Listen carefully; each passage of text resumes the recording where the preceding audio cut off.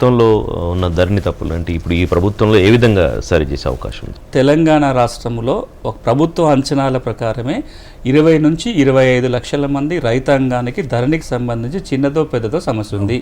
నా పేరు స్పెల్లింగ్ తప్పు దగ్గర నుంచి మొదలు పెడితే సర్వే నెంబర్ తప్పుపడిందనో, విస్తీర్ణం నా దగ్గర తగ్గిపోయిందనో, నా పట్టా భూమి కాస్త ప్రభుత్వ భూమిని నమోదైందనో, నాకు వారసత్వంగా వస్తే కొనుగోలు అని రాశారు, ఇట్లా చెప్పుకుంటూ పోతే 45 రకాల భూమి సమస్యలు. ఇంతకుముందు ప్రొఫెసర్ కోదండరామ గారు ప్రస్తావన చేసిన హైకోర్టు జడ్జిమెంట్ ప్రకారం 14.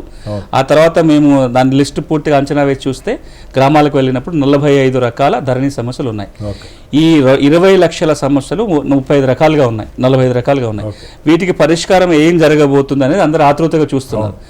ఈ కొత్త ROR చట్టంలో స్పష్టంగా చెప్పేది ఏంటంటే, ఏవైతే ఇప్పుడు పెండింగ్ సమస్యలు ఉన్నాయో ధరణి రికార్డుల సవరణకు సంబంధించి వాటికి జిల్లా కలెక్టర్కి అప్పీల్ చేసుకోవచ్చు. ధరణి తప్పుల్ని సవరించే అధికారం జిల్లా కలెక్టర్కి వస్తుంది. కలెక్టర్ గారు ఇచ్చిన తీర్పు మీద ట్రిబ్యునల్కి వెళ్ళొచ్చు.